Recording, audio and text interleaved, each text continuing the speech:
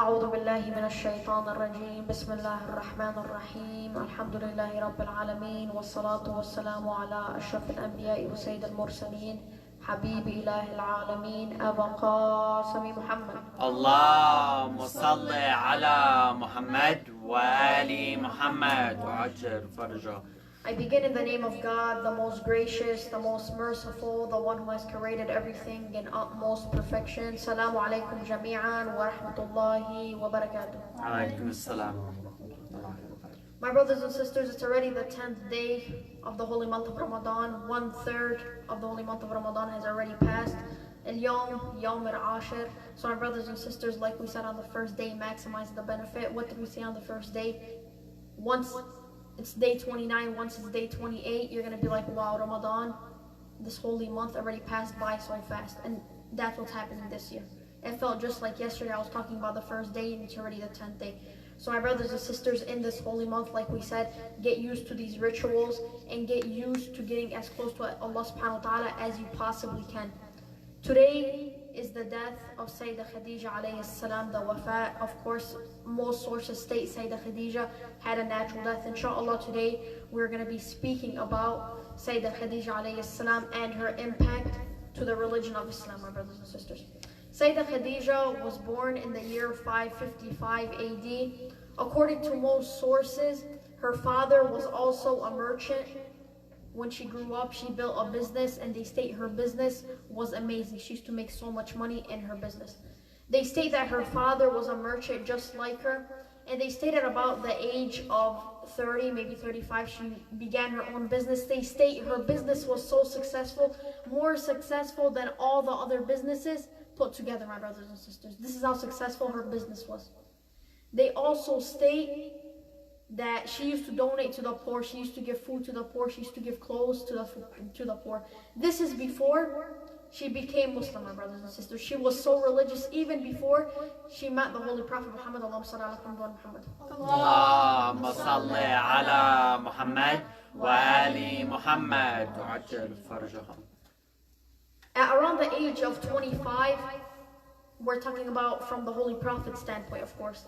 When the Holy Prophet was the age 25, they state it was either the summer, he traveled to Syria, or it was the winter, he traveled to Yemen, they state. It's either or. They state he met Sayyidah Khadija alayhi salam, and usually she didn't go with the trade caravans, like she didn't go with them. She used to send people with say the Rasul. She sent somebody with the Holy Prophet Muhammad. Usually, the person she sent usually comes back and tells her how good this person is. Is this person good or not?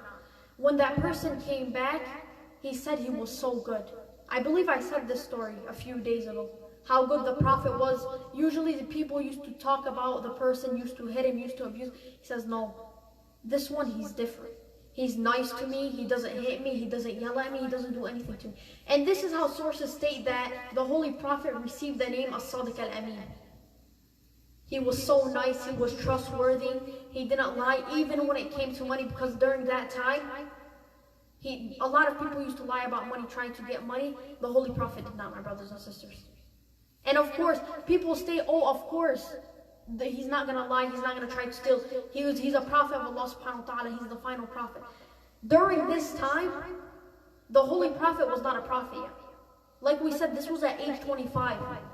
Rasulullah in Umr 25 mush 40 sana. He became the Prophet at the age of 40, my brothers and sisters. So this was just how the Prophet was even before prophethood. He was just a pure man. He was just a trustworthy man. He was just a good man, my brothers and sisters. Of course, this is why we're saying in this holy month, the people that make a jump from either being bad people to amazing people, or people that are just very, very good, how do they do it? In this holy month, they use their time as wisely as they possibly can. They make these huge jumps, my brothers and sisters. So in this holy month, this is what we're saying. Maximize the benefit as much as you possibly can from this holy month. When the Holy Prophet was 25-year-old, they state Sayyidah Khadija was about 35, 40 years old. So there was about a 15-year different, maybe 10 years different.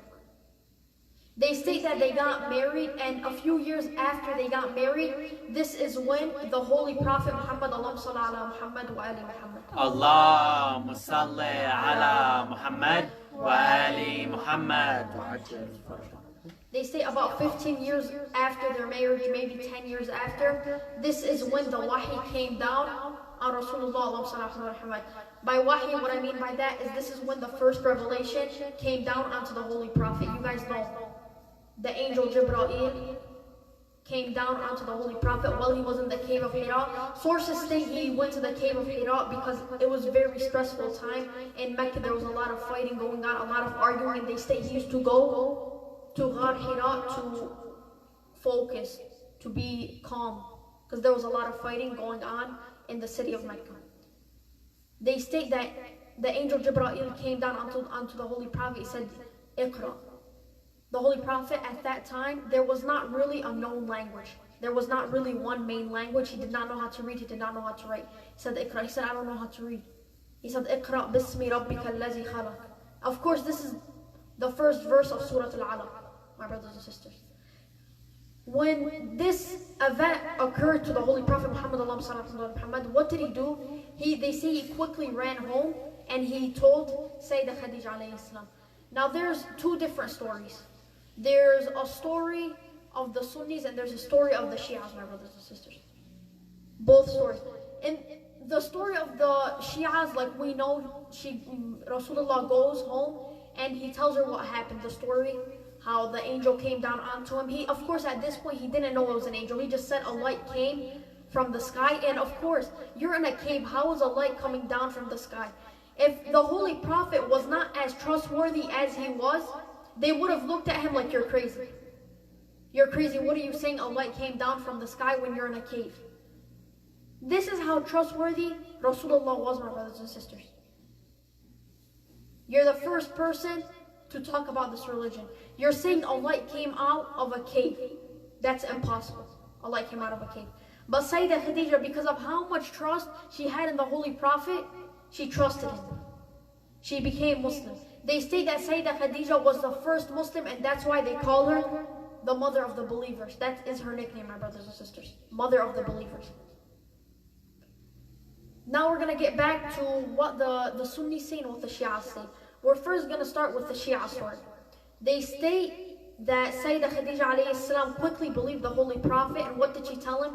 She went, okay, I'm going to go speak to my cousin Warwara. When she goes and speaks with her cousin Warwara, what does her cousin tell her? He tells her, this is the light, this is the angel that descended upon Moses, the Prophet Moses. Tell Muhammad not to be scared. When Sayyidah Khadija heard this, she said, what do you mean tell him not to be scared? A light came out of a cave. This is something that does not happen. Why should we not be scared? After that, she said, this is an angel. This means that Rasulullah is the prophet of this time. This is the Shia stand. This is the view of it. The Sunnis, they state that there's, of course, a lot of stories. We're just saying the main story. They state that Sayyidah Khadija came and she comforted the Rasulullah Muhammad. She put a blanket around him and comforted him. This is the Sunni standpoint. Another thing that they dispute about the Sunnis and the Shia is how much times did she get married before the Holy Prophet?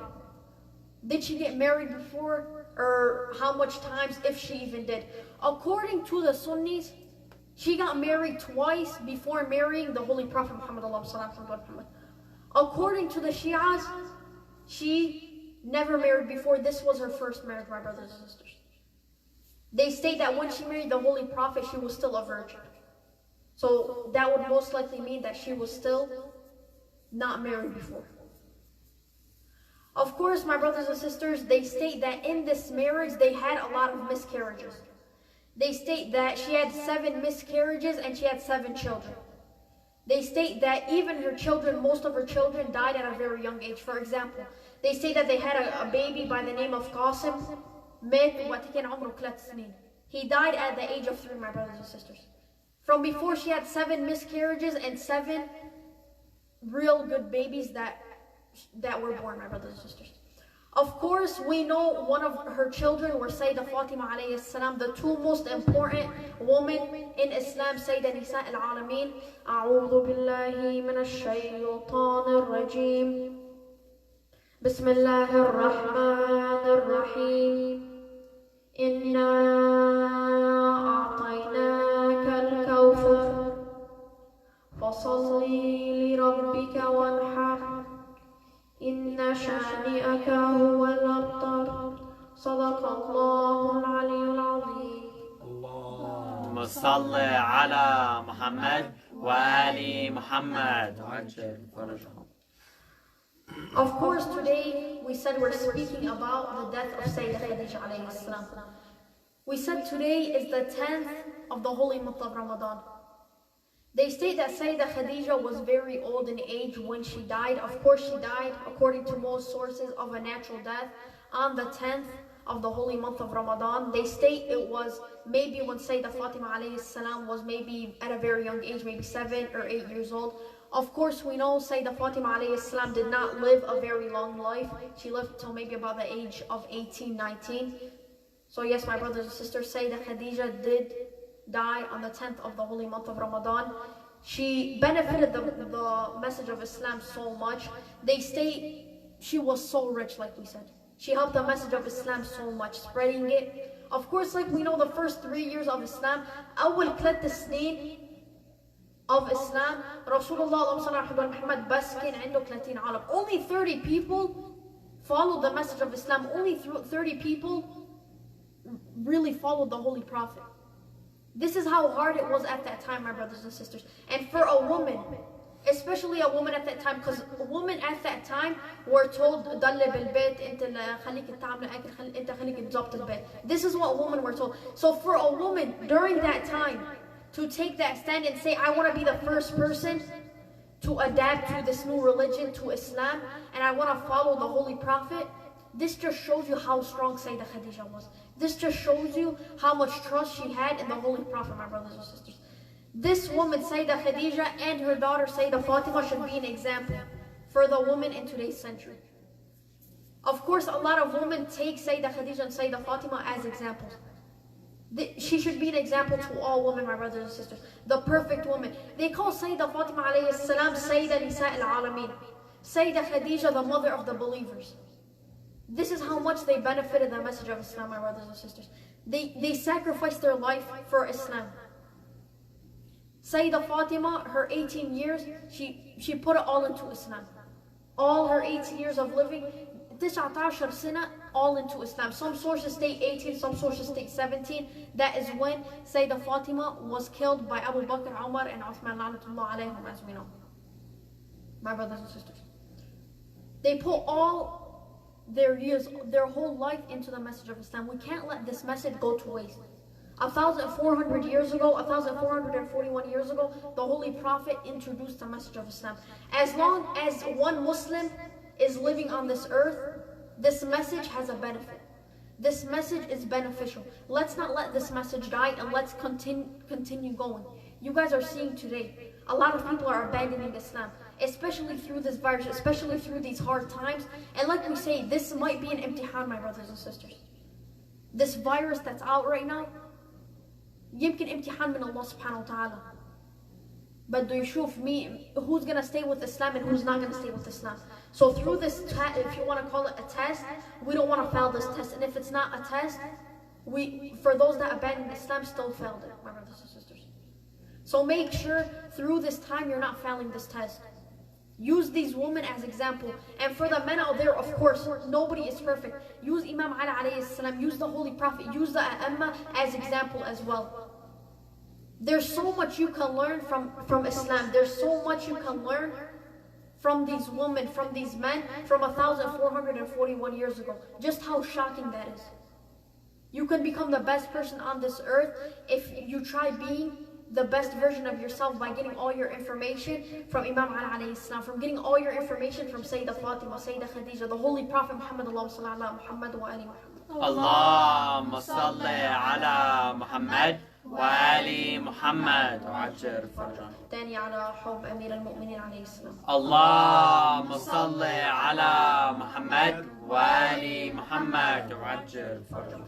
دايت على حب أبا عبد الله الحسين عليه السلام. اللهم صل على محمد وآل محمد وعجل فرجهم. Now that we got off the topic of Sayida Khadija alayhi salam, the last thing I want to say about Sayida Khadija alayhi salam is make sure you guys are using her as an example.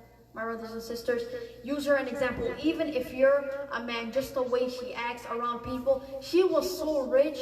Today, if somebody is rich, what did we say? They begin to get arrogant. They begin to deny the truth. Maybe they begin to see themselves in front of people. They state that the Holy Prophet, when marrying Sayyidah Khadija, did not have any money. He did not have any money to provide for Sayyidah Khadija. Did Sayyidah Khadija say, oh, no, I don't want to marry you anymore because you didn't have any money? No, Sayyidah Khadija alayhi salam did not abandon the Holy Prophet. So use her as an example. For those people that are rich and begin to get arrogant, ببلشوا يشوفوا حالهم لأن عندي مصاري.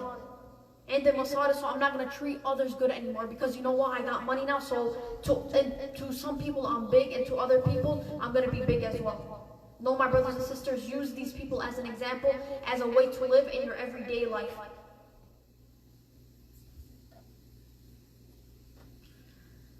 Now that we've finished talking about Sayyidah Khadija alayhi salam, inshallah, my brothers and sisters, we're going to go back on the topic of yesterday and sleep. And also wudu, how important wudu is. Now, a lot of people undermine wudu and think it's just some normal thing. Why do I gotta tawadda very often? Why do I gotta tawadda maybe 3-4 times a day? Because some people, they wash. Wudu is basically washing before prayer. Make sure you're clean. Make sure you don't have any najis on you. Make sure you're clean before prayer. There's a lot of sayings that even when you're mudda, wudu ala wudu, nur ala nur. Even when you're on wudu, go tawadda again. Why not? Make sure you're clean. Make sure you're good. This little act before prayer can make or break your prayer, my brothers and sisters. It's looked at as such a small act. Just like the niyyah. People look at the niyyah as such a small act. I guarantee you, most people that are praying today, they forget the niyyah. It's just, بتروح على البال ما نويت النية. They forget the niyyah, my brothers and sisters. Especially this holy month, when you want to get rewarded, you must end with a niyyah for multiple actions. Prayer, wudu. If you don't end with a niyyah for wudu, you can't pray. You can't pray, my brothers and sisters. A lot of people don't know there's a niyyah for wudu. A lot of people don't know this information. This is why in this holy month, you gotta look more into Islam. Islam, of course, is a very, very easy religion. Very easy religion. But there's these little rules that can make or break it. There's these little rules that can make your actions invalid. So before you start praying, before you do wudu, make sure you're inwarding the niyyah. And if you're not sure about something, take 3 minutes to look into this thing and really get the information down, my brothers and sisters. To get the information right. Because these little acts, these wajib acts, Allah subhanahu wa ta'ala, Yawm al-Qiyamah, He can tell you, why did you not do this? Why did you not inward the niyyah? And let's say Allah subhanahu wa ta'ala tells you, why didn't you pray Salat al-Fajr? You're gonna look being all confused. What do you mean I did pray Salat al-Fajr? Ana Salat al-Fajr. What do you mean? He's gonna be like, Salayta mazboot. Bas ma nawayta niyyah. You didn't end with a niyyah. In other words, it's not gonna count, my brothers and sisters. These acts that we're all committing every single day, make sure you're inwarding the niyyah. And of course, like I said, this is the 10th day, so of course, every 10 days I want to try maybe reviewing what we talked about the first 10 days, my brothers and sisters. Like we said on the first day, maximizing the benefit of this holy month. Prayer as often as you possibly can, reading Quran as often as you possibly can, تقرأ دعاء as much as you possibly can. مثل ما بنقول مش 24 ساعة عم بتصلي، مش 24 ساعة عم تقرأ دعاء، مش 24 ساعة عم بتنام. مظبوط النوم عبادة، القرآن عبادة، الدعاء عبادة. بس الله سبحانه وتعالى ما طلب منا نصلي 24 ساعة. ما طلب منا نقرأ دعاء 24 ساعة. ما طلب منا نقرأ القرآن 24 ساعة. Of course, these acts are beneficial for us. These acts are all beneficial for us. But not to the point where we're going to be burning ourselves out and we're going to not want to learn Islam anymore. To the point where we're going to be burning ourselves out and we're going to start getting bored of Islam. Of course, if you really want to put your mind to it, if you're really that close to Allah subhanahu wa ta'ala, you will never get bored of Islam. It's going to feel like every time you open the Quran, you're reading it for the first time. But for some people, when they hear the holy month of Ramadan, what do they think of? Prayer as much as I possibly can, dua as much as I possibly can, reading Quran as much as I possibly can. No, my brothers and sisters, in this holy month, of course, it's important to get close to Allah subhanahu wa ta'ala. مهم نكون قريبين من الله سبحانه وتعالى. بس مش حط 24 ساعة بالقرآن 24 ساعة بالدعاء. No, my brothers and sisters. This is what I said on the first day. Make sure you're maximizing the benefit. اعمل schedule أول يوم من شهر رمضان. Schedule. Maybe 9 hours sleeping when you get up. Maybe pray ركعتين for Imam Mahdi حج الله تعالى فرج الشريف. Maybe read Quran for 30 minutes. Maybe read dua for 15 minutes. Make a schedule and follow that schedule every day, my brothers and sisters. Because after the holy month of Ramadan, you're going to want to continue following this schedule. This holy month, if you want to really get close to Allah subhanahu wa ta'ala, if you want to get used to these actions, you got to do your acts at the same time every single day. You got to get used to doing your acts. You're not do your acts because you're forced to do your acts. Like maybe اليوم there's a kid بيو بيقول له روح صلي. The kid does not want to pray. الولد ما بده يصلي. If the kid does not want to pray, do you think he's going to pray if his father's not there? Do you think he's going to pray when his father's not looking? Let's say his dad asks him, did you pray? هلا اليوم الباي مطلوب منه يعلم اولاده الصلاة، وبعد ما بيعلمهم الصلاة دائما كل يوم يسألهم صليتوا اليوم؟ And you ask why؟ ليش لازم يسألهم؟ على يوم القيامة خلي ما يتحاسب كرمالهم. This is why. So day of judgment, he does not get punished for them. So if you're not really watching your children, seeing if they pray or not, they're not going to pray. You might ask them, did you pray today? They're going to say, yeah, they're going to lie to you. If they're not going to pray, it's not going to be scary for them to lie. It's not going to be hard for them to lie. So make sure, like we said on the first day of the holy month of Ramadan, teach them from a very, very young age. Teach them from when they're very young, because once they're very young, once they begin to get older, they're going to want to continue learning the message of Islam. And like we said, when they're at a very young age, do not force them. Do not force them to learn the message of Islam. Do not force them to abide by the rules of the message of Islam. Of course, it's important, but invite them to the message of Islam. Invite them. Don't tell them, you have to. If you don't, you're going to get yelled at. If you don't, you're going to get punished. No, my brothers and sisters, this is not how Rasulullah Muhammad taught us to teach our children about the message of Islam. Did he do that to Sayida Fatima alayhi salam? Did Imam Ali alayhi salam do that to Imam Hassan alayhi salam and Imam Hussein alayhi salam? No, my brothers and sisters. They invited them to the message of Islam. With how beautiful this message is, they fell in love with it. They fell in love and they wanted to pursue Islam, if you want to call it like that. آخر دعوانا and alhamdulillahi rabbil alameen. Inshallah, my brothers and sisters, I'm going to read dua Yasin. In my opinion, it's a very, very beautiful dua. And of course, with how beautiful the actions of Sayyidah Khadija and Sayyidah Fatima were in their lifetime, this dua goes perfect. أعوذ بالله من الشيطان الرجيم. أفضل الذكر بسم الله الرحمن الرحيم. إلهي بحق ياسين والقرآن الكريم وبحق طه والقرآن العظيم يا مجيب دعوة المضطرين يا غاية آمال العارفين يا موضع شكوى السائلين يا حبيب قلوب الصادقين يا راحم شيخ الكبير يا رازق الطفل الصغير يا من بيده تدبير يا من لا يحتاج إلى تفسير صلي على محمد وآل محمد صلي على محمد وآل محمد صلي على محمد وآل محمد يا غفور يا رحيم يا سميع مجيب يا غفور اغفر لنا الذنوب يا رحيم ارحمنا برحمتك يا سميع اسمع شكوانا يا مجيب استجب لدعائي وصلى اللهم على محمد وعلى أهل بيته الطيبين الطاهرين.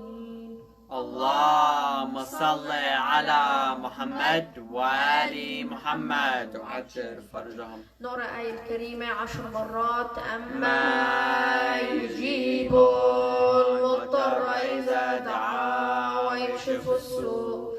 أما يجيب المضطر إذا دعا ويكشف السوء. أما يجيب المضطر إذا دعا ويكشف السوء. أما يجيب المضطر إذا دعا ويكشف السوء. أما يجيب المضطر إذا دعا ويكشف السوء. أما يجيب المضطر إذا دعا ويكشف السوء. أما يجيب المضطر إذا دعا ويكشف السوء. أما يجيب المضطر إذا دعا ويكشف السوء. أما يجيب المضطر إذا دعا ويكشف السوء. أما يجيب المضطر إذا دعا ويكشف السوء. يا الله يا الله يا الله يا الله يا الله يا الله يا الله يا الله يا الله يا الله. نسأل الله سبحانه وتعالى أن يبعد عنا هذا الوباء يبعد عنا هذا البلاء. We ask Allah subhanahu wa ta'ala to cure us of this virus, like we said in this lecture, my brothers and sisters. يمكن هذه virus امتحان. We do not want to fail this test, and even if it's not a test, for those that are abandoning Islam, for those who are forgetting about Islam, even if it's not a test, you still have failed. This message that you abandoned will either get you into heaven or hell, my brothers and sisters. Of course, like we always say, da'iman, not only for the Muslimin, not only for the Shia, make sure you're praying for everybody, because inshallah we'll get through this virus together. And if you guys know anybody that is in need this holy month of charity. This month, like we said, it's the month of forgiveness, the month of mercy, the month of Quran. Some state the month of Allah subhanahu wa ta'ala and the month of charity. If you know anybody that is in need, not only because it's the month of Ramadan and because you want to get rewarded by Allah subhanahu wa ta'ala and you want to get good deeds, because it's the right thing to do, because it's the good thing to do, because they're in need, and if you were in need, you know they would help you, help them out. Even if you don't know them, help them out. You could quite possibly be the people that are keeping them alive, my brothers and sisters. آخر دعوانا أن الحمد لله رب العالمين. السلام عليكم ورحمة الله وبركاته. الفاتحة.